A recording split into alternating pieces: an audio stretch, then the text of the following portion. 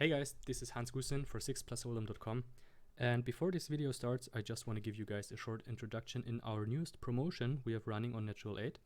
So basically we are giving away $1,000 completely for free, and here is how it works. So all you need to do is sign up using our affiliate link. You can find that down below this video. Then deposit any amount you want and reach the shrimp level of the fish buffet. You roughly need to rake $5, so it's very easy to manage. And if you have done these 3 steps, you are qualified for the giveaway. So in total, we are giving away $1,000 to 10 players. The promotion starts on January the 31st and it ends on March 6th. The earlier you register to this promotion, the higher are your chances for actually winning, since if you win the $100 in the first week, you are also able to win them in the second and third week and so on. All you need to do is maintain the fish buffet level, which is shrimp, to qualify for each individual week. In case you guys have any questions regarding this promotion, feel free to leave a comment or contact us in the Discord channel. Good luck to all participants, and now enjoy the part 4 of the Bankroll challenge. Hello guys, warm welcome to part 5 of the Bankroll challenge and part 2 of this session review. I hope you guys are doing great.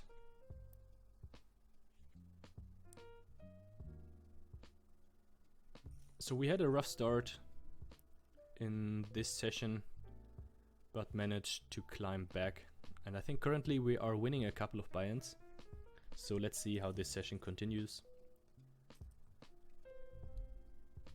In case you missed part 1 of this session review, I highly recommend going back and watching it. Table number 4, it's a limp pot. We have queen 6 suited in the cutoff. We limp preflop given that we had very good odds. We face a 1/3 pot size bet. And in case you don't have any reads that villain is doing that in order to induce, I think raising these situations is the best play. We want to protect our hand. There are not many good turn cards here, and we don't want to continue this multi-way. So therefore I think a raise is definitely better than a call. Obviously if you have the read on an opponent that he is doing this with a strong range, you should just call or fold. But I think most of the people are not doing that. So if we get shoved here, we have an easy fold. Apparently he is doing that. At the same time, we are opening a fish buffet reward and we are hitting $1.20, which is nice.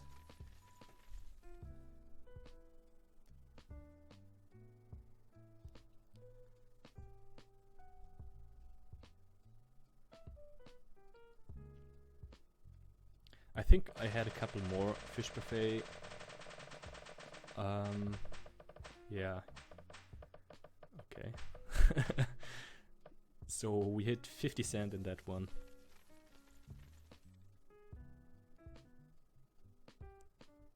Eight nine suited.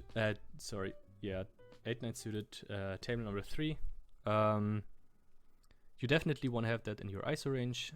I think that is pretty standard. Jack 9 suited, you could go for the limp. I think shoving is also fine. And Jack 9 suited on table number 1. I think we should not call that preflop. I know this Zhang Ziyi guy, he is pretty crazy. At least he showed a couple of very interesting calls and shoves preflop. At the same time, we are only 50 antis deep, and I don't think being out of position we will realize our equity often enough, so I think we should have folded that pre.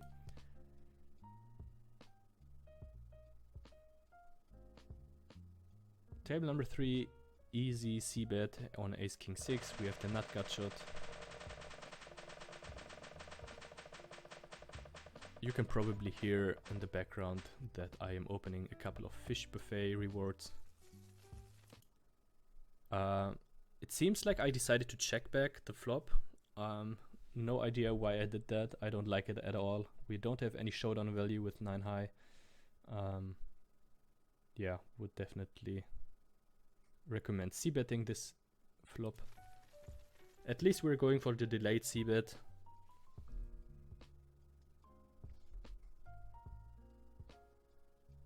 This looks very weird though. If I was in villain shoes, I would be very surprised.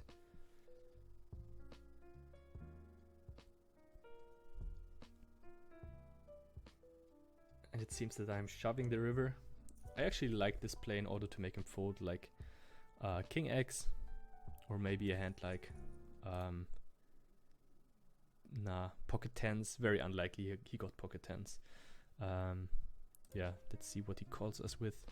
With a king, actually, this is a pretty crazy call from him.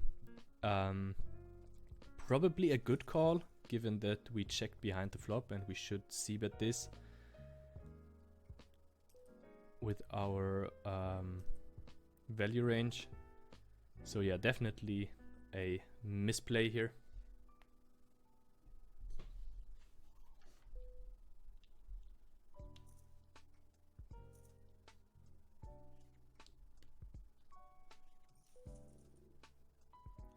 Ace King, tail number 1, we get it in against Ace Queen, pretty standard setup.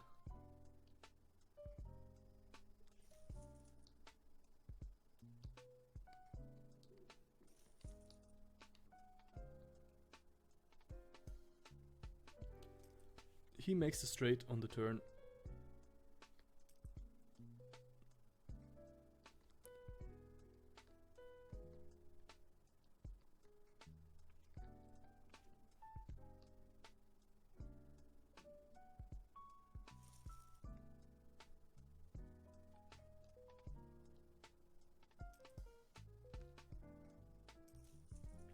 Okay, so we had a three-way all-in with 8-9 here. So we need to call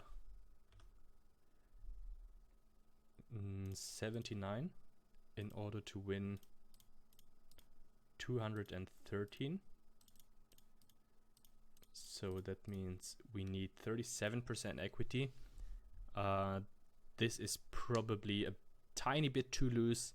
8-9 suited performs really well in multi-way all-in situations. But yeah, 37% is probably unrealistic. So if this guy would only have 50 antes, then it would be a snap call.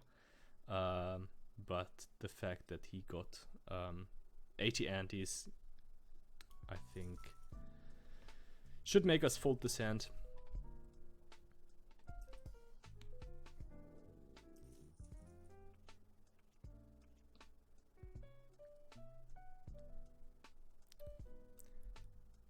Beautiful flop.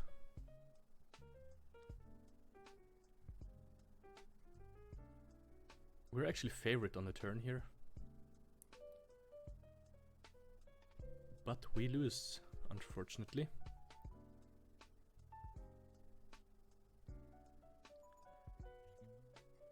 Pretty crazy. This guy showed 10-7 suited here.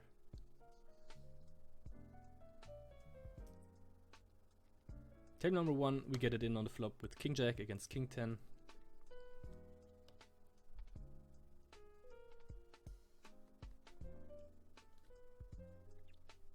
We managed to hold.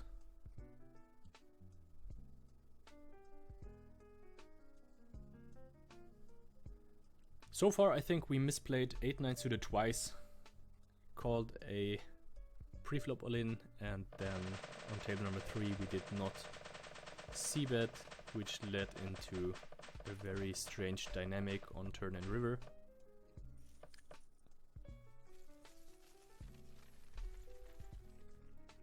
I still think that his call on the river is too marginal,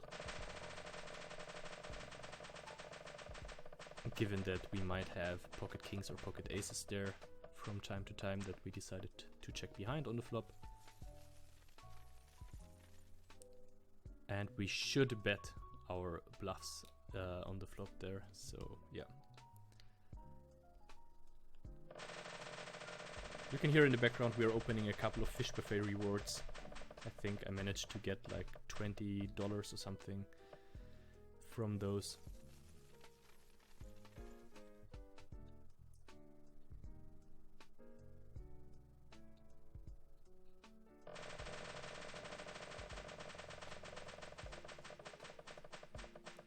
I have no idea why I didn't show you the fish buffet spins.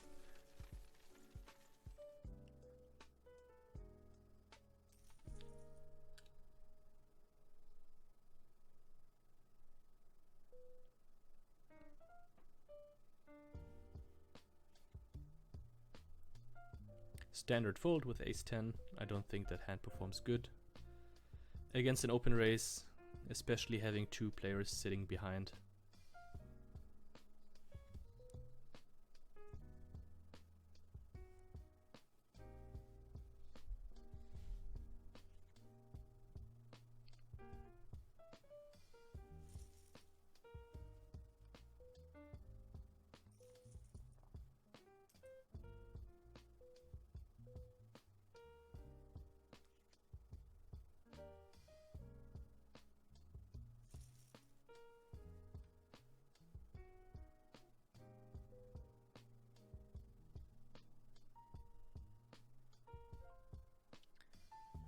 Ace queen, standard reshove.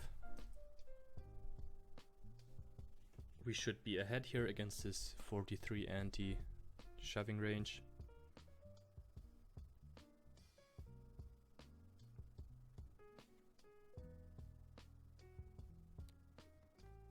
Jack 8, you could go both ways here. Betting or checking are fine. We do have a gut shot. At the same time, against 3 people, I think our full equity is going to be very low. Once we make the straight, easy bet.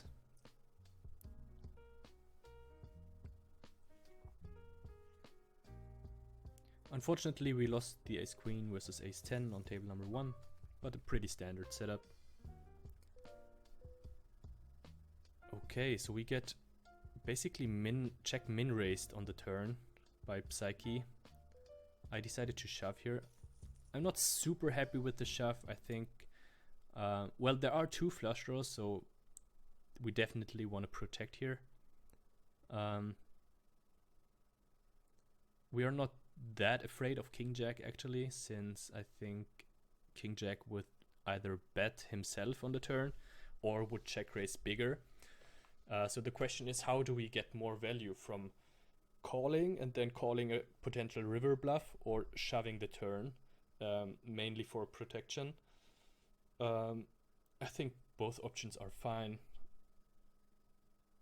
Probably leaning more towards a shove here, given that it's 3 ways. Heads up, I think calling is better in order to keep his range as wide as possible, but 3 ways, I think we just have to go with the hand.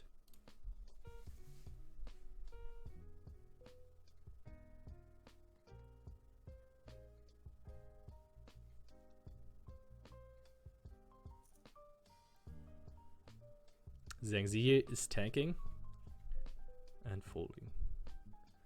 Jack 9, you could go for a raise here, you could go for a fold. I don't like the call because we are this shallow. I think jamming flop might be the best play.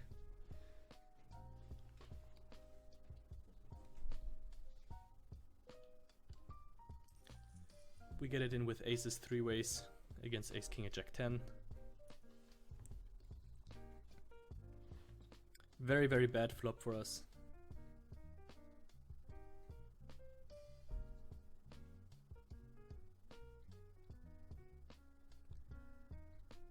We make a straight and split with Guadeloupe.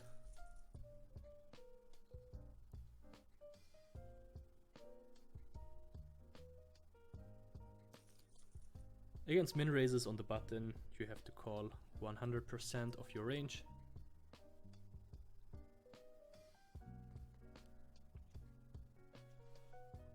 Jack 9, easy check back. There's no value in a bet here. I don't expect him to call the river with king queen. Actually very surprised that he called the flop with king queen at all.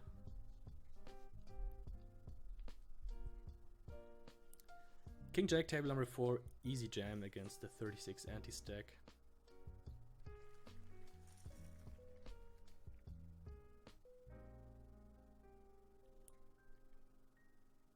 So the ace queen I think is a fold, especially since we are 200 antis deep.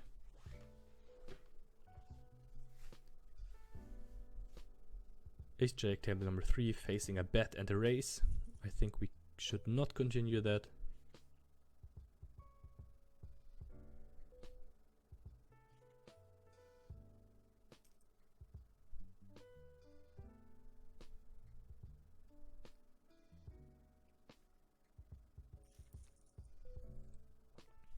So this bet from Guadeloupe is almost certainly a bluff, given that he raised the flop and then checked the turn. I think he either got a hand like Queen 6 or a flush draw. So if I was in progress shoes, I would definitely call if I had any showdown value.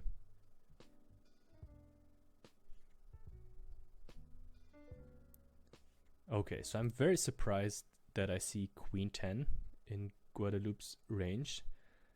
He's raising flop and then checking back the turn. I think he definitely missed value there on the turn.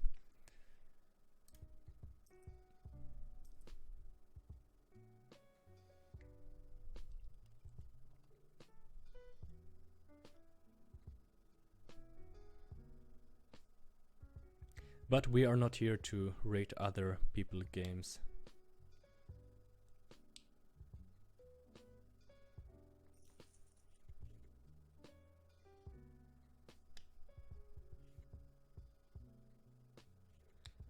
Because so far in this session we are playing pretty poorly ourselves, I have to admit.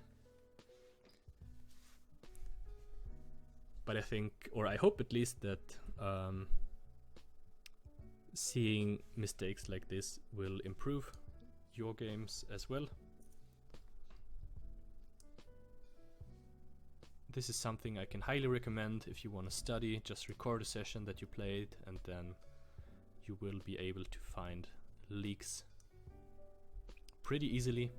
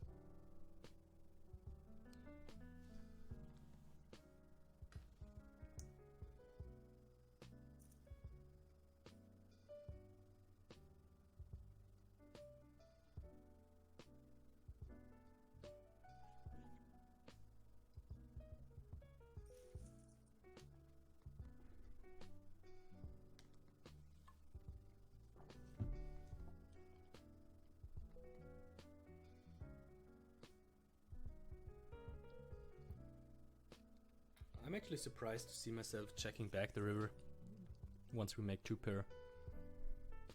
Probably very hard to get value from worse, but at the same time, the way he played it, we should be ahead most of the time. Really surprising to see him show up with trips there.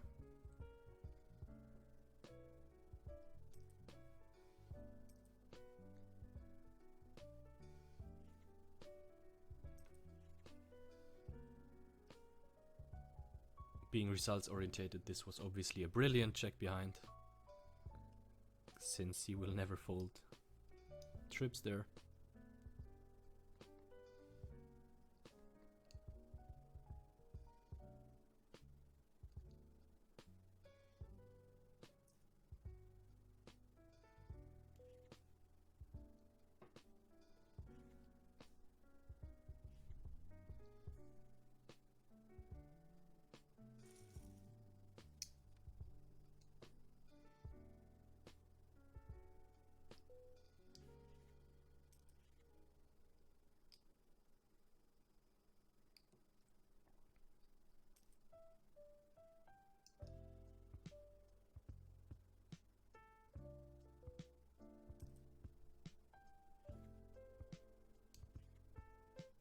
If you guys have any questions regarding this challenge or on how to play on Natural8 or the GG network, feel free to leave a comment. You can also join our Discord, it's completely free. You can find the link down below this video. I think we are at almost 500 members at the moment. So big shoutouts at anyone that is part of our community.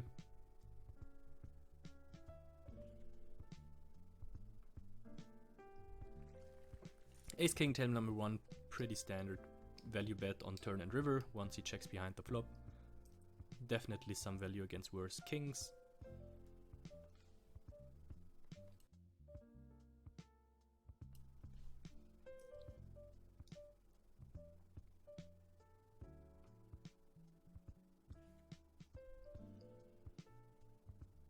Not that many hands so far in this part 2. I think part 1 was very interesting actually.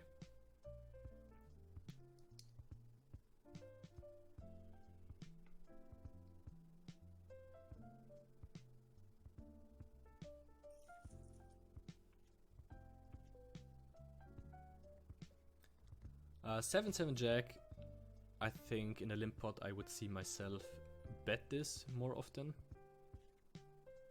versus the hijack limp and then check.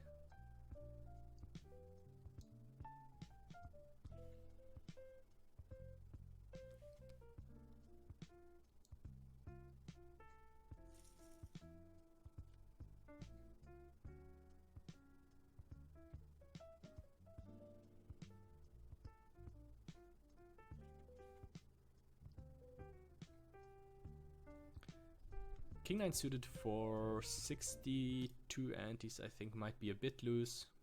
Probably not a huge mistake, but still I think limping is better.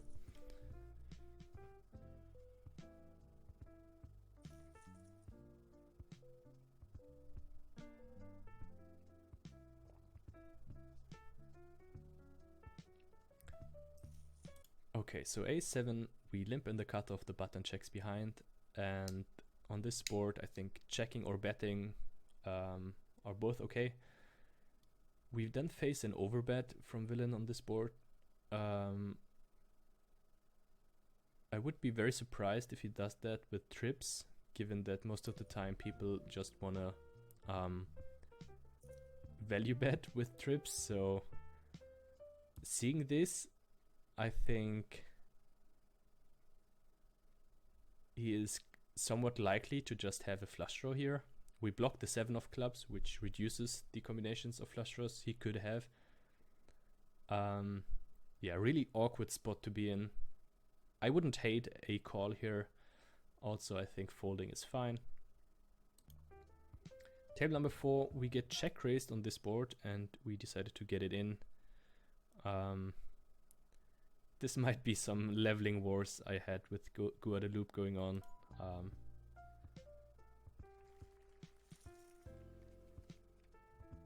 I guess it's always fine to just get it in with an open ender, especially if you have the option to draw to the nuts, which we had in case the queen comes.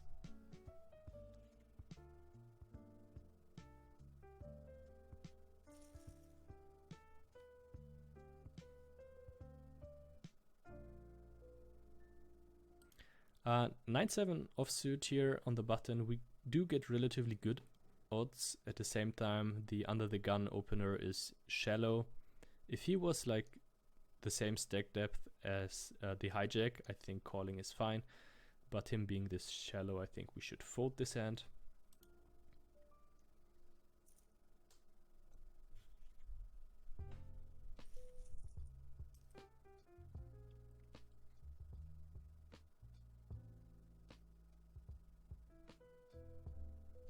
Now we have a flush draw and a gut shot. I think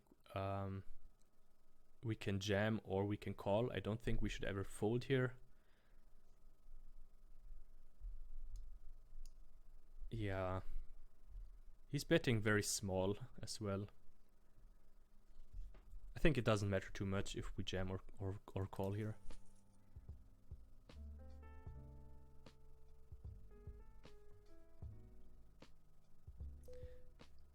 Queen of spades on the turn.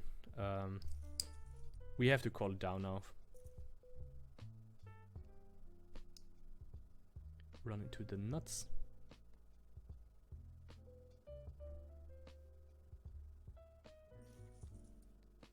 Not super happy with the hand. I think we should have folded that pre-flop.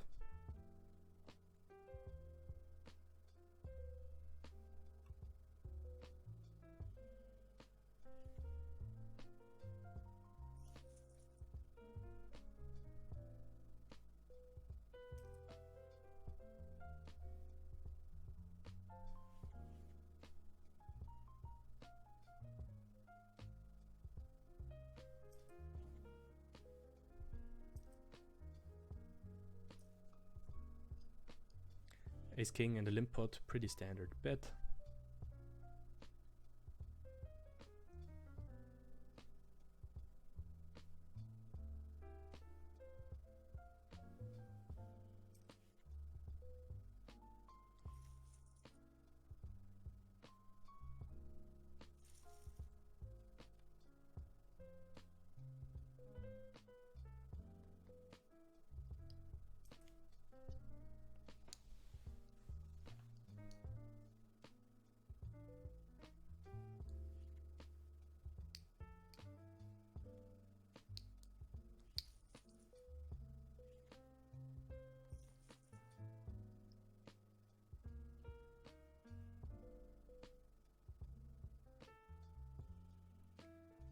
Pocket kings, we decided to ISO and not shove, given that we are deep against the button and also deep against the under the gun guy.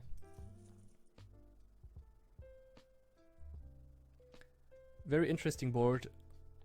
I think we should definitely c-bet this. We block the nuts here. We are also happy to get it in against a hand like Queen 10 or Jack 10, since we are blocking their open ender with having kings and also blocking two pair by making a straight.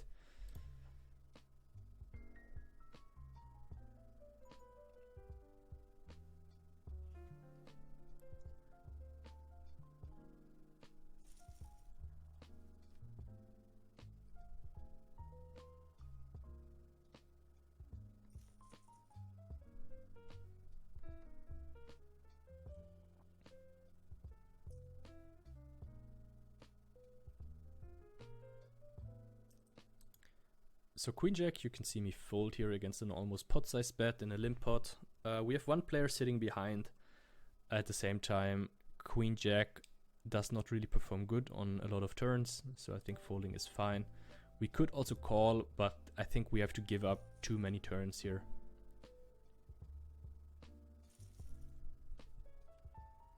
(10-8) on table number 1, we have the nut open-ender. I think you can raise or you can call here. Both options are fine. Probably leaning a bit more towards raising, given that he's only betting 50% pot size, and that most of the time means he is somewhat weakish.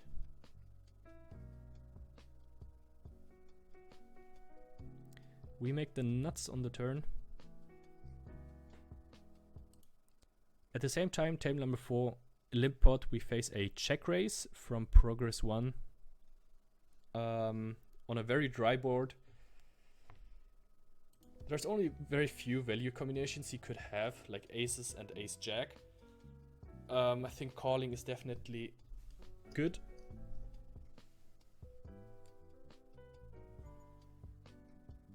And we split on table number 1.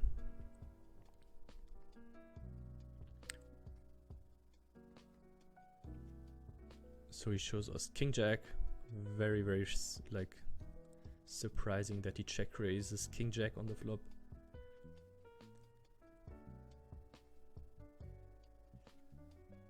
The question is if we should value bet the river. I think I was just too curious what he is playing like that, and therefore checked behind. Also, he might be doing that with ace king or something, which we would value town ourselves. Table number 4, we flop the nuts in a limp pot. Face a small bet against Danila Bagrov. So if I remember correctly, in the last session review, he made this as an induced bet. So let's see how this one turns out. Table number 4 at the same time. This is a very beautiful spot because we are 200 anti-steep against Psych. So we definitely want to shove here. His range should be fairly strong actually for overcalling the 45 anti-shove. So yeah, I would definitely shove here. Some people say that you should call here in order to keep your range balanced, but I think on these stakes you don't really need to be that balanced. We get it in against 10s and kings. The interesting pot being obviously against pocket kings.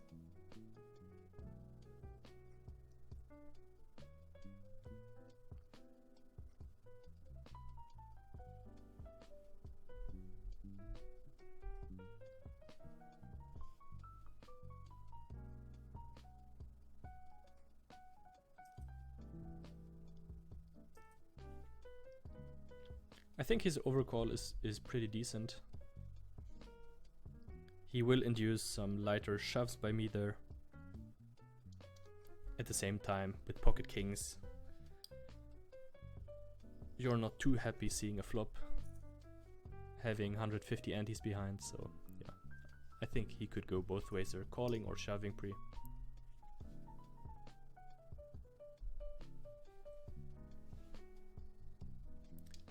Pocket queens, we actually went for the check raise on the flop. Let me rewind a bit.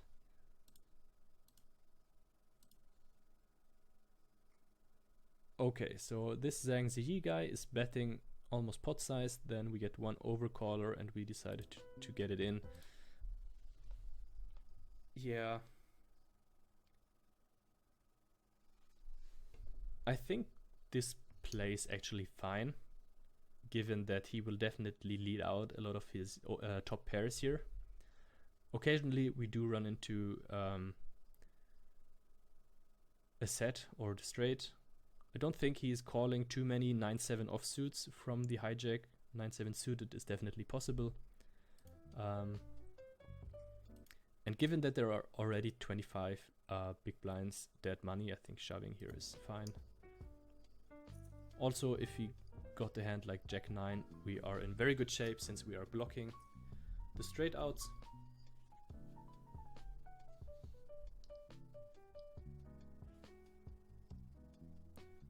So both players call our jam and they have both Jack 9. This is the dream.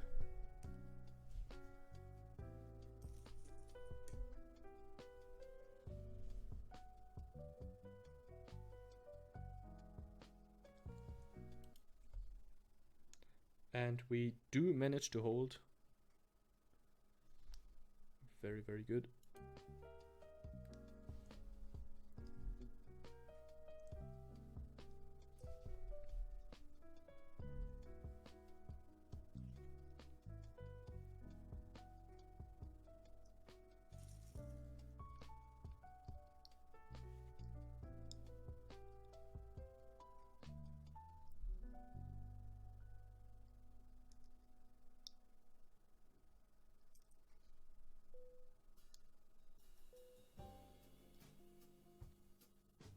Standard ISO raise with ace jack suited.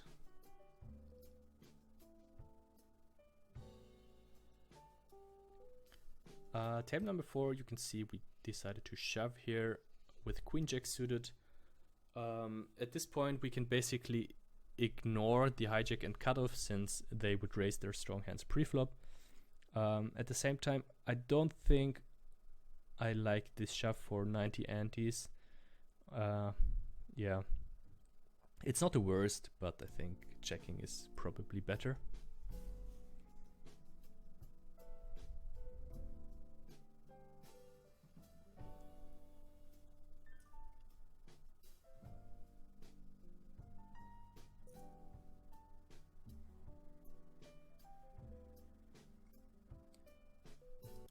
Table number 2, we limped preflop in the cutoff.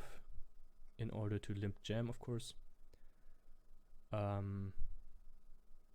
We then bet the flop, and he raises us relatively small.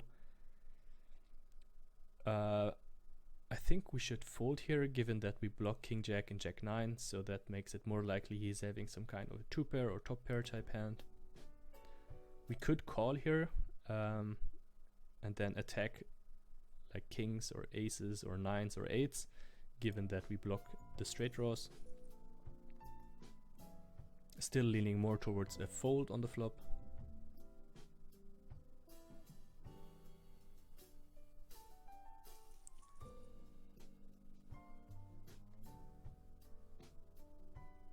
So once we call the turn, I think we should always call the river, given that we don't block a diamond. I'm not like 100% certain if calling turn is the best play. But I think once we get there, I think calling river is probably the best. We only need to be good here, like 1/3 of the time. We decided to fold. Not too happy with how I played the pocket jacks hand.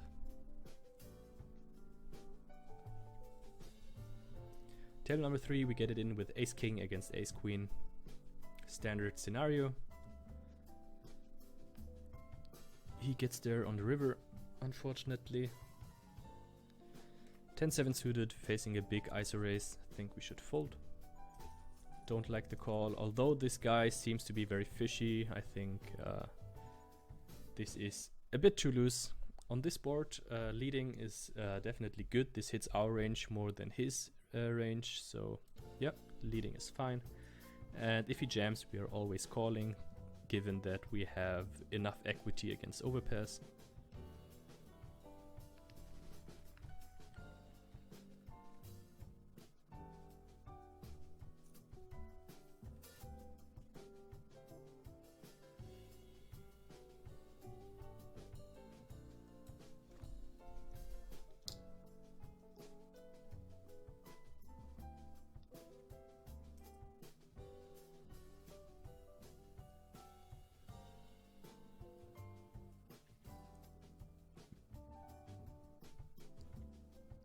We're almost at the end of this session review. Let me know in the comments if you guys like this format or if you want to go back to the live play and explain.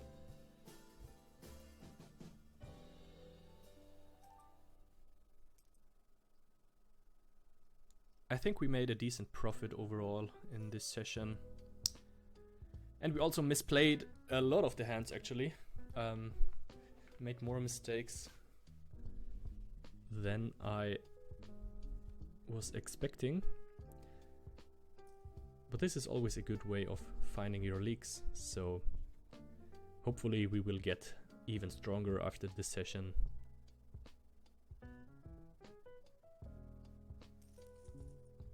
And as you can see, even though we made so many mistakes, we are still making a profit.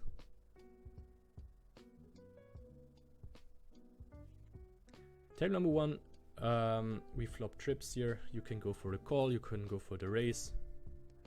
I do like a raise more, given that we also want to bluff raise in this situation sometimes. And of course we have to call a shove here, run into ace 9, unfortunately. Pretty standard setup.